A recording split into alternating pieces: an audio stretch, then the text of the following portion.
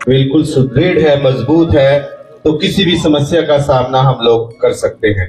मंच पर आमंत्रित करना चाहूंगा आज के हमारे मुख्य अतिथि महोदय जी को, वो मंच पे आए और धीरा निवासियों को संदेश दें, हमें प्रेरित करें अपने विचारों से। जोरदार ताली के साथ स्वागत कीजिए आपके हमारे मुख्य अतिथि महोदय जी का।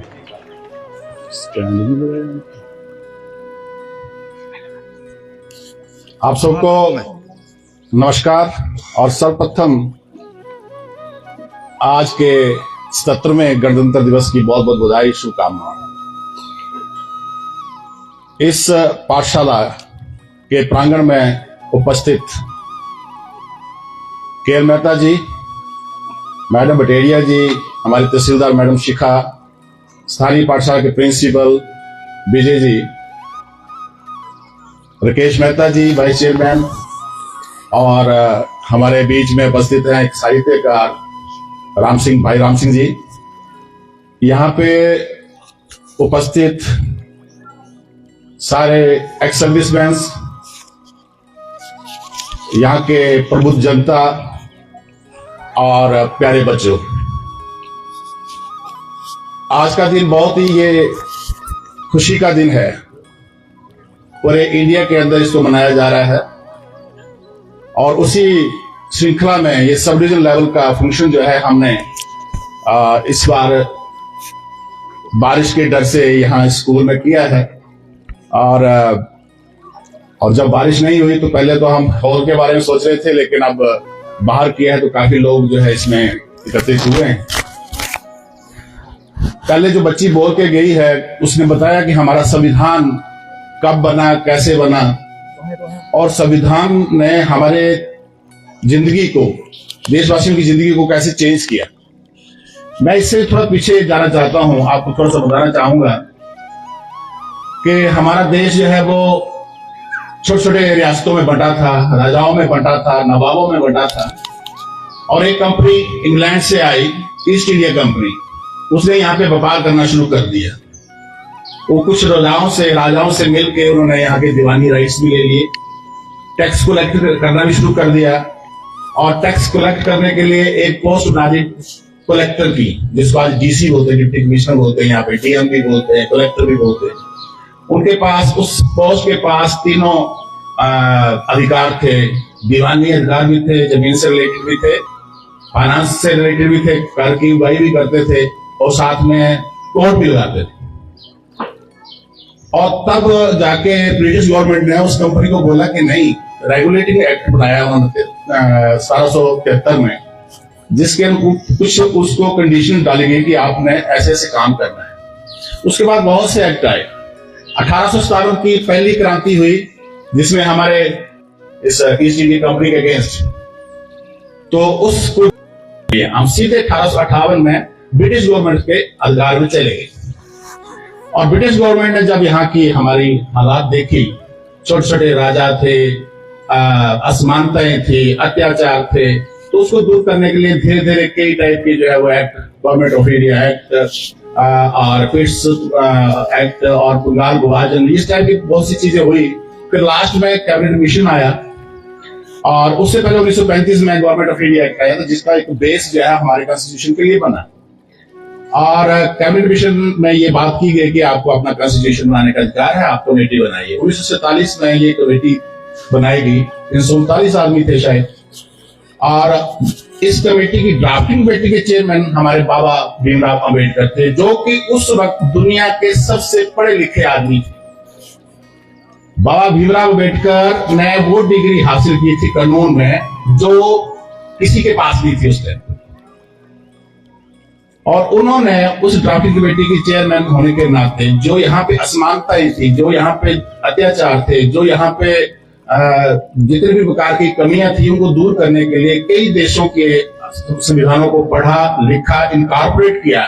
इंग्लैंड का, अमेरिका का, नॉर्वे का, आयरलैंड का, और वहां से लेकर के इसको एक बहुत बड़ा जो है संविधान बनाया।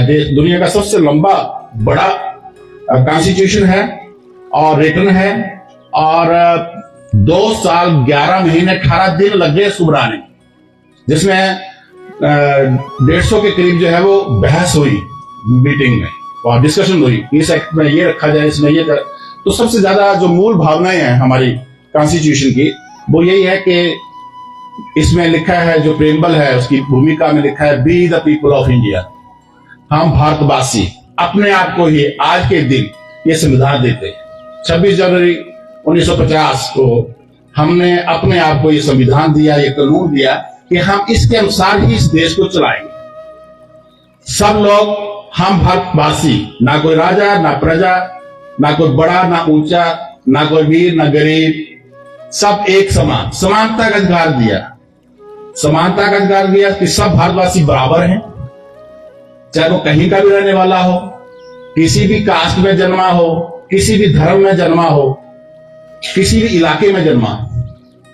और न्याय, सबको बराबर न्याय, सबको संपत्ति रखने का न्याय है, अधिकार है, सबको वोट देने का अधिकार है, किसी भी भेदभाव बरता नहीं जाएगा। भाईचारे का भी मूल भावना इसमें है। नेशनल इंटीग्रेशन मतलब भारत की एकता, अखंडता, वो भी इसमें। और उसके बाद भांति भांति के अमेंडमेंट यहाँ पे होते रहे। समय के साथ अडेप्टेबिलिटी बड़ी जरूरी है। समय के साथ हम अगर अपने आप को नहीं बदलेंगे तो वो संविधान टूट जाता है। इसलिए कई कॉन्स्टिट्यूशन अमेंडमेंट्स भी हुई और आज इसी कॉन्स्टिट्यूशन के बेस पे इंडिया एक उभरता हुआ कंट्री है पूरे वर्ल्ड का। इकोनॉमी में सबसे आगे है, 5वीं अर्थव्यवस्था बन रहा है। पॉपुलेशन में भी अब काफी आगे हो गया है, 140-142 करोड़ हो गए हैं और टक्कर दे दी है चाइना के साथ। और टेक्नोलॉजी में, साइंस में, मिलिट्री में आर्मी हमारी जो है 5वें नंबर की आर्मी है। अभी आपने देखा होगा कि हमने कितने युद्ध किए हैं अपने पड़ोसी देश के साथ। और अभी तो ऑपरेशन सिंदूर हुआ है, हम जीते हैं एक ही दिन में। तो ये बहुत सी उन्नति हमने की है, विकास किया है। लेकिन इसके साथ साथ कुछ ऐसी फ्रिंज एलिमेंट्स भी आते हैं, कुछ ऐसी सोच भी डेवलप होती है समय के साथ जो हमारी इस अमन और चैन को, इस उन्नति को वो देख नहीं सकती और वो कोई फितना फितूर जो है फैलाए रखती है। सबसे बड़ी बात है कि आपसी भाईचारे के ऊपर बहुत बड़ा नुकसान हो रहा है आज की डेट में। पहले होता था हिंदू मुस्लिम सिख ईसाई हम सब आपस में हैं भाई भाई, ये मसला बड़ा टेढ़ा हो गया है बहुत। जिस भी मैं एक बात कहना चाहूंगा कि जिस भी देश में धर्म के ऊपर राजनीति की जाएगी वो देश टूट जाता है। पाकिस्तान का हाल देख लो, वो भी धर्म के नाम पे बना था, आज बिल्कुल फटीचर हो गया है। अफगानिस्तान, इसी प्रकार से जो भी उन्नत देश है उसमें धर्म और स्टेट को आपस में नहीं मिलाया जाता। सियासत ऐसे लोगों से बचना है। बहुत से फेक मैसेज, व्हाट्सएप, ऐसे बहुत से मैसेज आपको दिए जाते हैं, पता नहीं कहां से निकाल लेते हैं। मेरा तो ये मानना है कि स्कूल में हम इस फंक्शन को कर रहे हैं, यही आगे का भविष्य है हमारा। हमें चाहिए कि जो भी प्रचलित ये जो भी प्रोपेगेंडा चलते हैं उन पे विश्वास ना करें, अपने इतिहास को पढ़ें। जिसने 1857 से लेकर 1947 तक का वो संघर्ष, हमारे पूर्वजों का जो संघर्ष था इस देश को आजाद करने में और इन 500 से ज्यादा रियासतों को मिलाने का, और कैसे कैसे जो है वो कितने लोगों ने, आज का दिन है उनको श्रद्धांजलि देने का भी है। महात्मा गांधी, सुभाष चंद्र बोस, सरदार वल्लभ भाई पटेल, बाबा भीमराव अंबेडकर और असंख्य लोग जो हैं जिन्होंने अपना बलिदान दिया है, काले पानी की सजा काटी है और फांसी की सजा हुई है। सरदार भगत सिंह 23 साल की उम्र में खुद ही फांसी के झूले पे लटक गए, ये मान के कि आने वाले लोग जो है मेरे जो है वो आजाद रहेंगे। 23 साल का बच्चा होता है, कॉलेज में पढ़ता है, और उनकी अगर आप उनकी किताबें पढ़ेंगे तो आपके रोम जो है वो जागृत होगा कि कैसा इंसान था वो, और किस तरीके से 5 किलो जो है किलोग्राम उनका वजन बढ़ गया था फांसी की सजा जब होनी थी जिस दिन अंदर किया गया। ऐसा कोई होगा हमारे जैसा होगा तो उसको 5 किलो क्या 20 किलो कम हो जाएगा वजन, उनका बड़ा था। इस देश को मेरा आजाद कराना है। उन लोगों की जीवनियों को पढ़े हम। ये बच्चे हैं, व्हाट्सएप और ये जो भी मैसेज आते हैं या जो भी बहुत से ग्रुप बन गए हैं उनसे दूर रहे।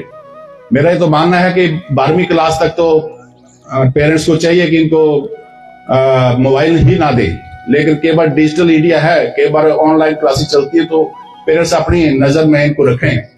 और जब कभी भी आपको किसी में संदेह होता है किसी मैसेज पे, तो आजकल आर्टिफिशियल इंटेलिजेंस आ गई है, ग्रोक आया है, चैट जीपीटी आया है, उस पे डाल के देखो, आपको रियलिटी पता लग जाएगी।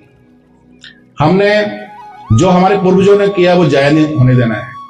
हमने इस कंट्री को और आगे लेके जाना है। जरूरी नहीं है कि मैं एसडी बन के ही काम कर सकता हूँ, डीसी बन के काम कर सकता हूँ। जो जहां पे भी है, किसी भी क्षेत्र में, साइंस के क्षेत्र में है, चाहे वो छोटा सा ढाबा चलाता है, ईमानदारी से काम करता है, वो भी एक देश के लिए एक कंट्रीब्यूशन होगी, योगदान होगा।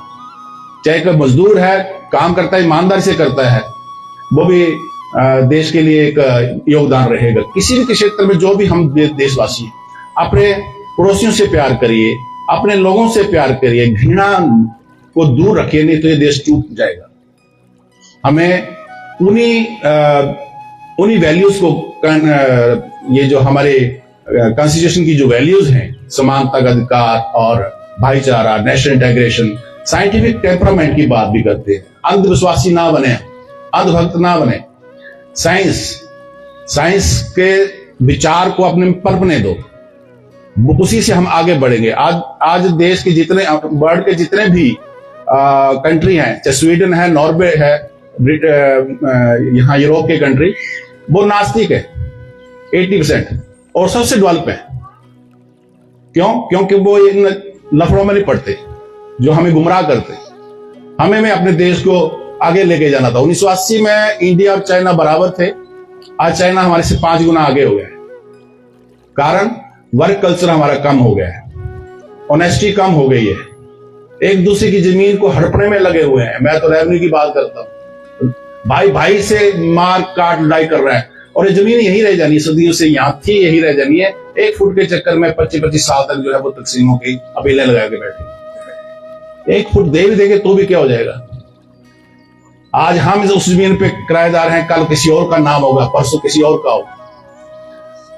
तो भाइयों, मैं यही संदेश देना चाहूंगा कि मानवता के अनुरूप रहें, सबसे प्यार करें, भाईचारा बनने दें। सारे धर्म के लोग, सारे जाति के लोग सब एक हैं, समान हैं, सबको समान इज्जत मिलनी चाहिए। और नई पीढ़ी को मैं ये संदेश देना चाहूंगा। अभी हमारे माननीय मुख्यमंत्री जी हमारे विधानसभा क्षेत्र में आए थे, सुला में, उन्होंने भी शब्द दिलवाई थी।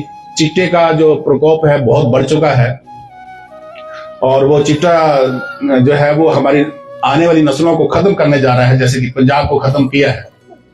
काफी बड़ा अभियान चलाया है। आप भी उसके एक दूत हैं। जहां भी, जिस इलाके में आप रहते हैं, उस इलाके में देखिए कि कौन चिट्टे का यूज कर रहा है और कौन चिट्टे को जो है बेच रहा है। उसकी इंफॉर्मेशन किसी को भी, बुजुर्ग को दें, किसी बड़े आदमी को दें, किसी भी समझदार आदमी को दें, अपने टीचर्स को दें, या अपने पास के किसी भी मुलाजिम को दें, ताकि हम इन सब मिलकर जो है चिट्टे के साथ लड़ाई लड़ सकें और इसको अमूल रूप से इसको खत्म करें। तो इसी नोट के साथ आप सबको फिर एक बहुत बहुत बधाई हो, जो शुभकामनाएं हैं। और इसी के साथ मैं यहाँ की स्थानीय पाठशाला के प्रिंसिपल्स और उनके स्टाफ का मैं धन्यवाद करता हूँ, जिन्होंने अपना ये प्रांगण हमें दिया है। और आप सबका जो आए हैं, आप सबका बहुत बहुत धन्यवाद है। Thank you very much. जय हिंद, जय हिमाचल। धन्यवाद सर। बहुत सही बात आज आपने इस मंच से कही है कि मानवता ही हमारे लिए सर्वोपरि है, आपसी भाईचारा हमारे लिए सर्वोपरि है।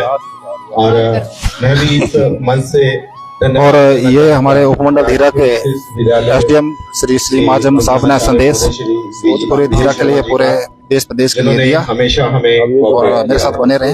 मुख्य अतिथि महोदय, आपके बारे में थोड़ा सा मैं प्रकाश डालना चाहूंगा। सभी लोग ये जानते हैं कि सलीम आजम जी एसडीएम धीरा हैं, बट जो आप में गुण हैं उनको थोड़ा सा मैं आज इस मौके के ऊपर बताना चाहूंगा। हिमाचल प्रदेश के चंबा जिले की तहसील सियुंता के टुंडी गांव में आपका जन्म हुआ और बचपन से ही हमारे मुख्य अतिथि महोदय विलक्षण प्रतिभा के धनी रहे हैं। 9th क्लास में ही इन्होंने एक उपन्यास लिख डाला था। बहुत अच्छे लेखक भी हैं ये, और केवल छोटी सी आयु में ही इनकी नियुक्ति जो थी वो एक साइंस टीचर्स के रूप में हुई थी, अध्यापक थे ये भी। और 1995 में इनकी अपॉइंटमेंट लेक्चर इंग्लिश होने के साथ साथ इन्होंने विद्यार्थियों के लिए ये रोल मॉडल भी बने। इन्होंने टीचिंग के साथ साथ सामाजिक कल्याण के लिए स्वयंसेवी संस्थाएं भी बनाई। ये सर आपने मेरे को नहीं बताया, लेकिन मैंने पता किया है 2007 में इन्होंने वीडियो के पद पर कार्य शुरू किया, और बहुत से गुण हैं इनमें। पर्वतारोहण, साहसिक यात्राएं इन्होंने की, शास्त्रीय संगीत के ये ज्ञाता हैं। इस बार होलियों में सर हम सुनेंगे आपको। और बागवानी व बैडमिंटन के विशेष अभिरुचि रखते हैं। 2018 में एक एवरेस्ट बेस कैंप में भी ये पहुंचे थे, और इनकी जो पहली पुस्तक थी वो अनुभव पहाड़ों का प्रकाशित हो चुकी है, और दूसरी पुस्तक भी इनकी आने वाली है जो कहानियों का एक संग्रह है। हर कहानी कुछ कहती है, जल्द ही प्रकाशित होने वाली है। तो ऐसे प्रतिभा वाले व्यक्ति आज हमारे बीच में उपस्थित हैं। मैं चाहूंगा जोरदार तालियों के साथ हमारे आज के मुख्य अतिथि महोदय श्री सलीम आजिम जी का स्वागत एक बार पूरा करें। तो चलिए इस कार्यक्रम को आगे बढ़ाते हैं, और मंच पर आमंत्रित करना चाहूंगा